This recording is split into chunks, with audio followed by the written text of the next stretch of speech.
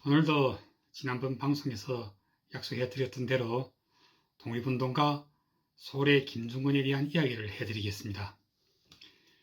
그런데 제가 이 방송에서는 김중근이 전체 인생에 대한 이야기를 다는 할 수 없고, 다만 그가 살해당했던 1933년을 전후하여 과연 이 영안지방에서는 무슨 일들이 있었는지, 그리고 이때 김중근은 어떻게 되어 공산당 유격대의 표적이 되었는지에 대한 이야기를 집중적으로 다루겠습니다. 즉 주로 그의 사망을 둘러싸고 중국 쪽에서 알려지고 있는 새로운 이야기들을 해드리겠습니다. 당시 그러니까 1920년대, 아니 어쩌면 좀 더 앞으로 나아가서 1910년대 후반기부터 만주지방에서는 여러 갈래의 민족주의 계열의 독립단체들이 여기저기에서 우후죽순마냥 생겨나고 있었습니다. 김중근은 정말 아주 일찍하게, 그러니까 1914년에 만주로 망명했던 사람인데, 그는 이때 혼자 오지 않고 자신이 직접 조선 국내에서 창립하고 또 이끌었던 원종교라고 부르는 종교단체의 신도들까지 모두 데리고 함께 만주로 나왔습니다. 그때 김중근의 나이는 겨우 24살밖에 되지 않았습니다. 원래 김중근은 천도교 신자였습니다. 그러다가 이제 어떻게 되어 그 천도교에서 나와 자체로 원종교라는 이런 새로운 종교를 창립하게 되었는지에 대한 이야기들은 제가 여기서 모두 생략하겠습니다. 왜냐하면 이와 같은 이야기들은 인터넷상에서 검색하면 아주 많이 나오기 때문입니다. 그때 김중근은 만주로 방금 들어왔을 때 처음부터 북한도 지방이었던 그 영안에 와서 정착했던 것이 아닙니다. 이 김중근은 그때 나이도 젊었고 또 체구는 그렇게 크지 않았지만 굉장하게 웅대한 포부를 가지고 있던 사람이었습니다. 그는 만주 대륙 전체를 이제 목표로 삼고 자기가 창립했던 원종교를 이제 전도하기 시작했는데, 거의 만주 대륙 어디고 가보지 않은 곳이 없었습니다. 처음에는 그 장백현에서도 이제 활동을 했고, 또 안도와 화룡지방에서도 이제 포교 활동을 벌였는데, 그러다가 이제 종당에는 1929년이 다 되었을 때 영안지방에 들어왔습니다. 제가 어렸을 때 저희 집 외가편 친척이 흑룡강성 영안현 와룡향에 있어서 제가 방학만 되면 이제 항상 그곳에 가서 지내곤 하였는데, 김중근이 원종교가 1920년대 말엽에 그 본거지를 틀었던 고장이 바로 이 와룡향 경내의 영산촌에 있었습니다. 이 영산촌을 팔도하자라고도 부르고, 또 당시의 한인들은 그 김중근이 호를 이제 붙여서 소래촌이라고 부르기도 했습니다. 이 소래촌은 이제 큰 분지였고 주변에는 이제 산들이 둘러싸여 있었는데, 이 분지 복판으로 이제 빠져나간 큰 강 하나가 있습니다. 중국어로는 이제 하마허라고 부르는데 한국어로 직역하면 한마하가 됩니다. 제가 이제 그 겨울 방학 때면 이 고장에서 그 산에 들어가서 겨울 나무를 하곤 했는데, 그래서 그 산 이름들도 제가 지금도 기억하고 있습니다. 무슨 덕성산, 망미산, 호룡산, 다로산 뭐 이런 이름들인데, 지금도 이 동네 사람들은 그 자기네 동네에 아주 유명한 인물이 하나 있었는데, 그 인물이 북한에서 이제 그 북한군이 처음 창건되었을 때 북한군의 제 초대 참모총장이 되었다고 자랑합니다. 북한군의 그 제 초대 참모총장이라면 금방 누군지 짐작이 가겠죠. 바로 그 6.25 한반도 전쟁 때 이제 한국 남쪽에까지 들어왔다가 지뢰를 받고 이제 폭사했던 그 강건이 아닙니까? 강건이 그 본명이 강신태입니다. 바로 이 영안현 팔도하자 사람입니다. 바로 이 영안현 팔도하자에서 어린 시절을 보냈습니다. 그리고 이제 팔도하자에서 그 김중근이 세운 학교에서 이제 공부도 하고 글도 배우고 했던 것입니다. 이 강신태에게는 이제 이런 누이가 하나 있었는데 이름이 강신혜입니다. 그리고 또 연년생인 동생도 하나 있었는데 이름은 강신일입니다. 이들 삼형제가 이제 모두 그 김중근이 땅을 이제 소장 맡아서 이제 살았는데, 누이 강신혜가 아마 17살쯤 되었을 때 혼산말이 들어왔는데, 그 남자가 원종교의 아주 주요한 간부였던 모양이에요. 말하자면 그 김중근이 신복 가운데 한 사람이었는데, 그런데 그 들리는 소문에 의하면 그 사람 이미 그때 아내도 있었던 모양이에요. 그런데 이제 강신혜와 또 혼산말을 오갔던 것을 보면 아마 강신혜를 자기 첩으로 들이려 했던 것이 아닌가 의심되기도 합니다. 아무튼 이제 이 사실을 알게 된 강신태가 이제 어찌나 화가 났던지 동생 그 강신이를 데리고 둘이서 이제 그 자기 누이와 혼사마을 오가는 그 남자를 습격했는데 그 남자가 아마 그 원종교 그 교인들이 모임에 참가하고 이제 밤에 집으로 돌아가다가 이제 시커먼 밤에 누가 뒤에서 몽둥이로 뒤통수를 후려치는 바람에 이제 반죽음이 됐다고 합니다. 후에 이제 이 일이 김중건이 기회까지 들어갔는데 김중건이 이제 그 강신태의 그 집에 세를 줬던 땅을 다 거둬들이고 다시는 그 소작을 주지 않았다고 합니다. 그런데 그때 이제 강신태 나이가 얼마인지 아십니까? 강신태가 1918년생입니다.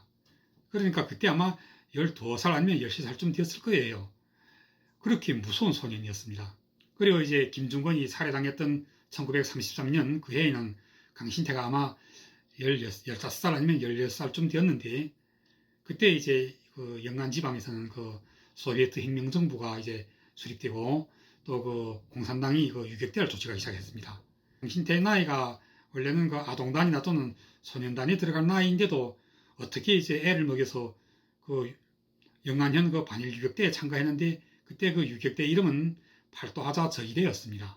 그리고 이제 이 강신태는 그 15살 때 벌써 이 저기대의 대장이 되었던 것입니다. 그러니 강신태가 얼마나 무서운 소년이 있겠습니까?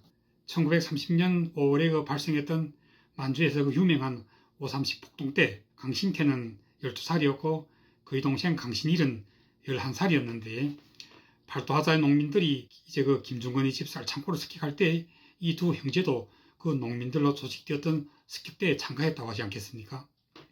물론 그때도 이 폭동은 공산당이 지도했고 중국 정부가 지금 기록하고 있는 그 자료에 의하면 그 대지주 김중건의 집에서 빼앗아낸 쌀이 저것만치 1,000가만이나 되었다고 합니다. 이 쌀을 공산당이 모조리 그 당지 농민들한테 나눠주었던 것입니다. 그러니 농민들은 주로 그 생활이 어려웠던 소작농들을 말하죠. 그들이 이제 쌀을 얻어갖고는 얼마나 공산당을 좋아하게 되었겠습니까? 이렇게 이제 그 공산당에게 적지 않은 피해를 봤던 김중건도 또한 자기의 이 재산을 지키기 위하여 어쩔 수 없이 당지, 그러니까 주로 영안현 경내의 노예령 일대에서 활약하고 있었던 마적들과 손을 잡지 않을 수 없게 되었습니다. 말하자면 그 마적들한테다가 이제 보호비 명목으로 쌀을 가져다 바쳤고 마적들은 또 그 쌀을 받아먹고는 부대를 파견하여 이제 김중건이 그 원종교를 지켜주곤 하였습니다.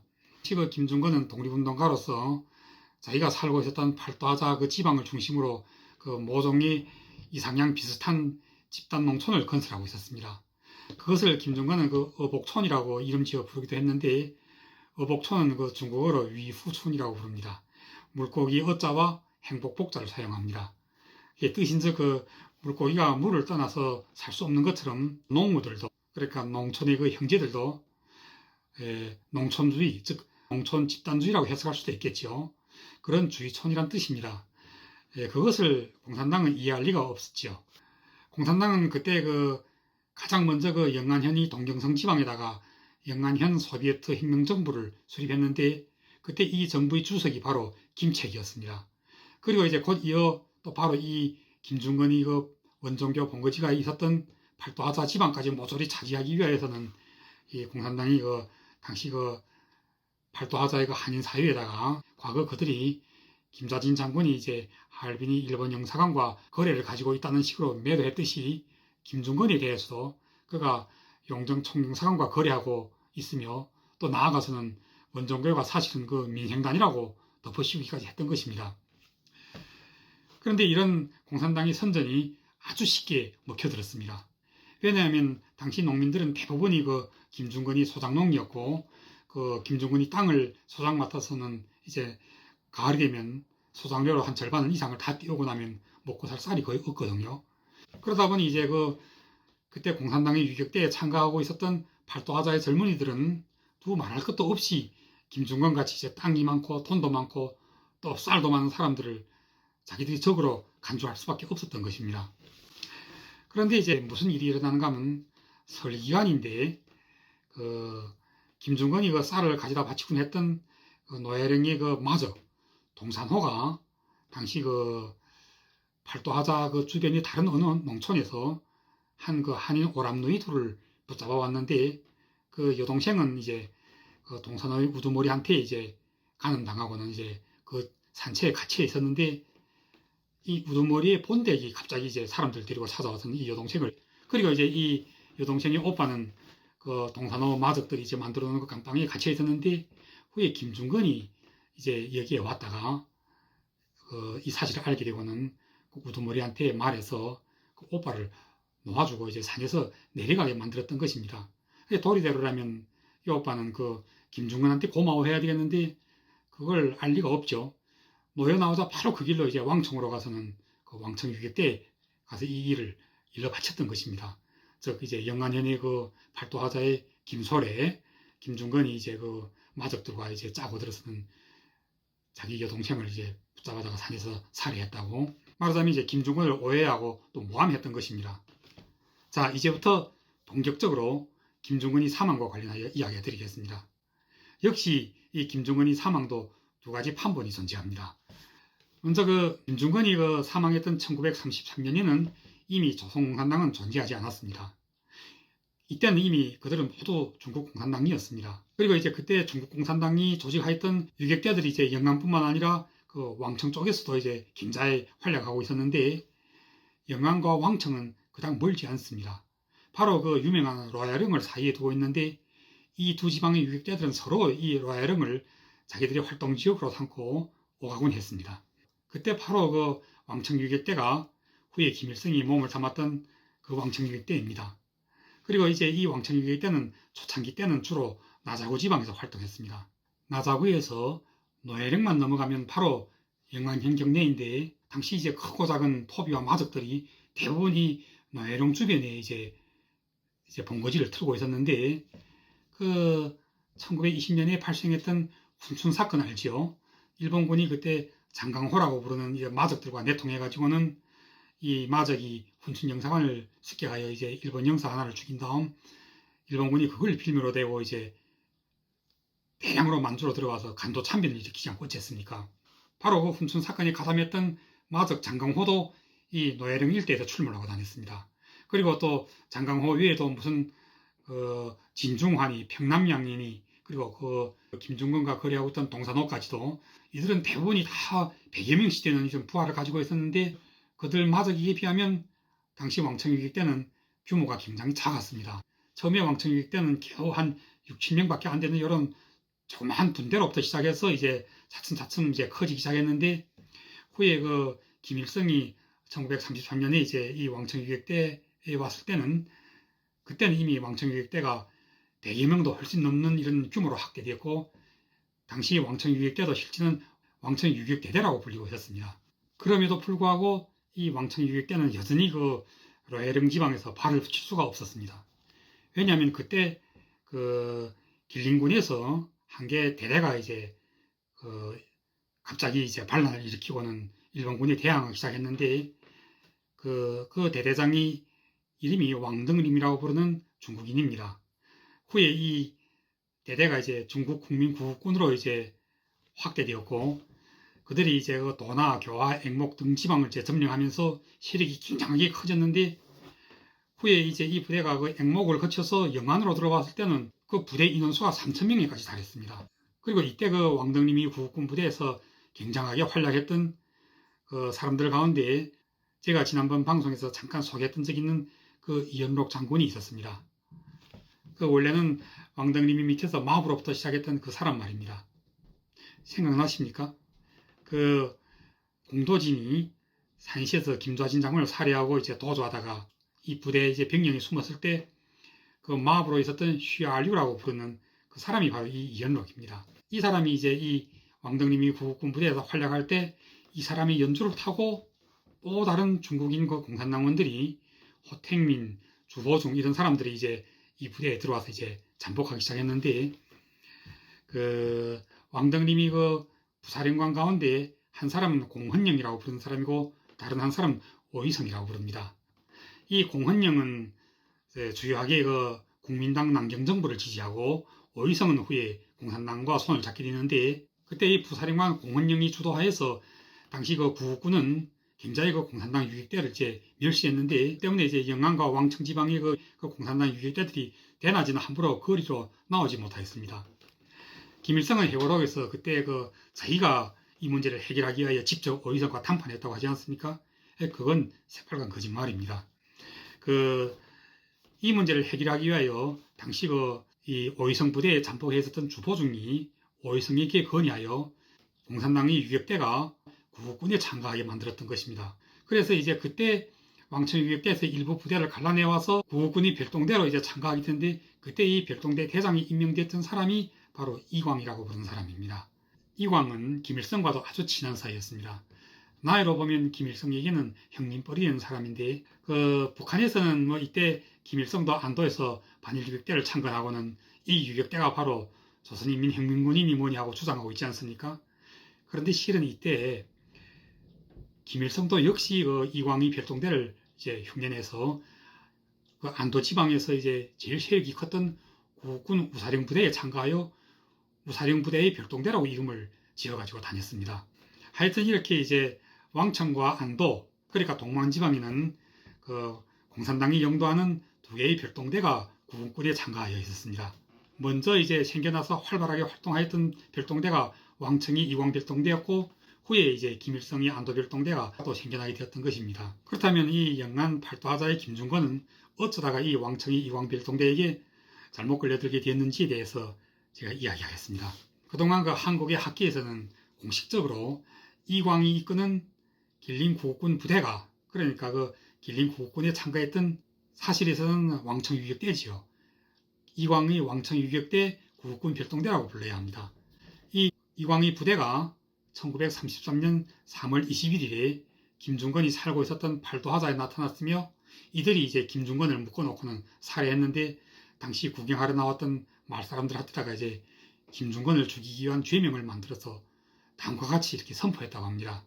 첫째는 이제 김중권이 용정 총경사관으로부터 돈을 받아먹고 민생난을 조직하는 일에 참여했다는 것입니다. 그런데 이건 그야말로 날조죠. 억지로 죄를 덮어씌운 것입니다. 그리고 둘째는 또 그때 김중권이 데리고 있었던, 말하자면 김중권이 집을 지켜주고 있었던 무장대원이 25명인가 이 부대가 이제 모두 민생단이 결사대라는 것입니다. 그렇지만 이제 민생단 자체가 엉터리고 또 일본군 특무기관에서 만들어냈던 음모라고 중국 공산당도 지금은 인정하고 있지 않습니까? 그러니까 당시 이 왕청 유격대가 김중권에게 덮어씌웠던 두 번째 제목도 역시 엉터리고 날조죠. 그리고 다음 세 번째는 이제 김중권이 다수의 혁명동지를 살해했다는 것인데, 그 가운데 하나가 바로 동산호가 이제 살해했던 어린 여동생이 있지 않습니까? 그 여동생의 오빠가 이제 사실상 김중권이 도움으로 이제 노예 나와서는 왕청 때 찾아가서는 바로 김중권이 이제 동산호 마적과 합작해가지고 이제 자기 형제를 해쳤다고 이렇게 일러바쳤던 것입니다. 그래서 이제 김중권이 세 번째 제목 가운데는 또 이렇게 말도 되지 않은 이런 엉터리 제목을 만들어냈습니다.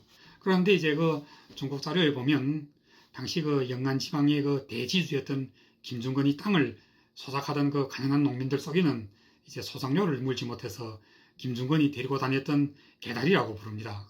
중국의 자료에서는 김중권이 원정교의 무장대원들이죠. 그들한테 이제 얻어맞아서는 농민들이 이제 골병을 얻었다는 그런 기록들이 있습니다. 그리고 이제 그때 김중권을 바로 팔도하자에서 농민들이 모두 보는 앞에서 총살했는데, 그리고 그때 이제 김중권뿐만 아니라 김중권이 데리고 다녔던 무장부대 25명도 함께 처형당했고, 또 원정교의 주요한 간부도 한 5, 6명가량 함께 살해당했습니다. 그러니까 이걸 팔도하자 참환이라고 부를 수도 있는데, 그때 김중권과 함께 살해되었던 사람들이 대개 30명가량 됩니다. 그러니까 보십시오. 거꾸로 이제 민족주의 계열의 독립운동 단체들이 한테는 왕청 유격대가 얼마나 나쁜 자들이었겠습니까? 그러니까 이제 여기까지는 한국의 학계에서 이제 공식적으로 전해지고 있는 김중권이 사망설이고, 다음 중국에서는 이제 이와는 전혀 다른 내용의 판본이 존재하고 있습니다. 이를테면 이광의 별동대와 김중권 사이에 모순이 발생했던 것은 사실이지만, 실제로 팔도하자에서 살았던 토박이 노인들은 이런 이야기를 전하고 있습니다. 그때 동산호가 뇌령 기슭계의 태평구라고 부르는 동네에서 주둔하고 있었는데, 우두머리가 그때 동네의 한 어린 여자를 강제로 빼앗아서는 첩으로 삼았다고 합니다. 아마 그 여자가 후에 동산호의 본댁한테 살해되었던 그 어린 여자가 아니었을까 하고 이제 추측해 볼 수도 있습니다. 어쨌든 그때 그 동산호 우두머리가 이제 새로 어린 척을 들이는 날이 김중건도 이제 초청받고는 축하해 주러 갔던 모양입니다. 그리고는 이제 돌아오는 길에 바로 그 이광필동대에게 붙잡혔다고 합니다. 그때 그 이광필동대가 이제 김중건에게 너 살겠으면 쌀을 내놓으라고 울름했는데 김중건이 나이가 그때 45살입니다. 그때 나이로는 45살이면 이제 영감 취급을 받던 때인데 이제 김중건이 보니까 그 이광필동대 대원들이 대부분 20대 초중반이고 김중건은 그 원종교의 교주답게 그리고 이제 나이도 많고 하니까 아주 그 말투가 건방지게 어린 아들을 대하듯이 얘들아 내가 영안현 소래촌의 바로 그 소래 김중건인데 너희들이 이렇게 함부로 나를 이렇게 겁박하고도 무사할 줄 아는가 하고 이제 거꾸로 호령했대요. 그러면서 이제 나는 그 동산호가 지켜주는 말이 사람인데 너희들이 동산호가 무섭지도 않으냐 하니까 그 이광필동대 대원들이 그러더래요. 우리가 누군지 아느냐고. 우리는 오이성이 부대라고 하더래요. 오이성이 부대는 1000명이 넘고 동산호의 부대는 많아봐야 200명밖에 안 되거든요. 그래서 이제 오이성은 함부로 건드릴 수 없는 사람인지라 김중건이 그 이광에게 이렇게 약속했다고 합니다. 이제 자네들이 이제 모두 나와 같은 한인이고 하니까 내가 나이로 봐도 자네들이 모두 내 아들 같은데 내가 쌀을 주겠으니까 인질이니 뭐니 하지 말고 그냥 나를 따라 같이 가자고. 그래서 이제 이왕이 동의하니까 김중건이 그 이광필동대를 다 데리고 팔도하자까지 온 뒤에는 진짜로 이제 쌀을 그 수레에 실어서는 이광에게 주었다고 합니다. 그런데 글쎄 이 별동대가 그 쌀을 실은 그 수레를 끌고 이제 나작으로 돌아오는 길에 그만 동산호에게 걸려서 쌀도 다 뺏기고 대원들까지도 몇 명 죽었던 것입니다. 나중에 이제 이 일을 알게 된 오이성이 아주 크게 놓아요. 노발대발 하더래요. 그리고는 이제 그 이광을 불러서 어떻게 된 사연인가 하고 이제 듣고 나더니 이게 가능하게 김중건이 겉으로는 너희들한테 쌀을 주고는 뒤로는 또 몰래 사람을 보내서 그 마저 동산호를 시켜서 너희들 스키한 게 아닐까 하고 이렇게 의심하더래요. 그래서 오이성이 이렇게 의심하니까 이광도 반신반의하게 되었죠. 아닌 게 아니라 이게 김중건이 한 짓이 아닌가 하고 그래서 이제 오이성이 김중건을 붙잡아 보려고 할 때인데 그때 마침 그 영안 지방에서 그 왕덕림이 구국군이 소련 쪽으로 철수한 뒤에 유일하게 이제 그 영안 지방에 남아 있었던 부현명이라고 부르는 중국어로는 후시엔명이라고 부릅니다. 이 사람이 그 구국군 한개 연대가 이제 더는 영안 지방에서 배견하지 못하고 오이성이 이제 있었던 나자구 쪽으로 이동하여 오게 되었는데 그 연락을 받은 오이성이 바로 그 부현명에게 사람을 보내서 나자구로 오기 전에 그 팔도하자에 들려서 김중건을 잡아오라고 이렇게 명령했대요.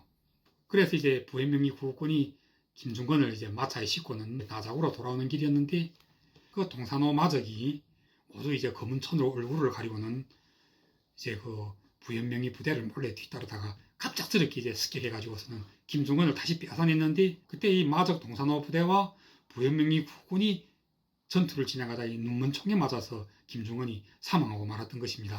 그래서 이제 그때 그 마적 동산호는 그 김중건을 잃어버리고 또 자기들도 이제 적지 않게 피해를 봤는데 이 보복을 하기 위하여 정확히 한 달 뒤인 1933년 4월 29일에 이 동산호는 그 이광에게 사람을 보내서 우리들도 이제 공산당 유교 때 참가하겠다고 그러니까 와서 담판하자고 이런 식으로 이제 그 이광을 유인했던 것입니다. 그래서 이제 이 이광이 못 모르고 이제 이 동산호를 찾아왔다가 그만 그 동산호한테 붙잡혀서 살해당하고 말았습니다. 이 동산호는 이광을 죽인 다음 그 수급을 잘라가지고는 팔도하자에 가서 그리고 이제 이 마적들은 그 이광이 머리를 자른 뒤에는 그걸 이제 가지고 팔도하자에 가서 그 김중건이 무덤 앞에 이제 놓고는 제사까지 지냈다고 합니다. 아무튼 이렇게 이제 김중건이 죽고 나서는 이제 사실상 원정교도 이제 해산하게 됩니다. 신도들이 이제 모조리 다 사라지고 말았으니까요. 그렇게 되어 이제 그 영안의 그 팔도하자 그러니까 그 이 김중건이 그렇게 심혈을 몰부어서 그 건설하려고 했던 그 이상향 어복촌은 결국 이제 공산당의 유격대가 이제 모조리 차지하게 되는데 김중건이 살았던 그 집에는 바로 이 팔도하자 저기대가 들어가서 차지하고 있었습니다. 오늘 방송은 여기까지입니다. 오늘 방송의 그 주인공이었던 김중건은 그러니까 1977년에 박정희 대통령 때 한국 정부에서 이제 건국훈장 독립장을 추서받았습니다. 제가 다음 방송에서는 이 강신태, 그러니까 그 북한에서는 강건으로 알려졌던 이 인물에 대한 이야기를 하나 해드리겠습니다. 이 강신태가 1918년생이니까 그러니까 그때 김중건이 살해당했던 1933년이면 겨우 15살밖에 안 됩니다.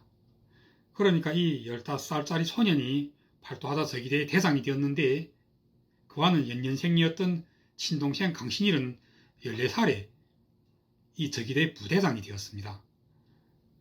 그러니까 이제 형은 15살이고 동생은 14살인데 이 두 어린 형제가 당시 팔도하다 저기대의 대장과 부대장을 담임하고 있었던 것입니다.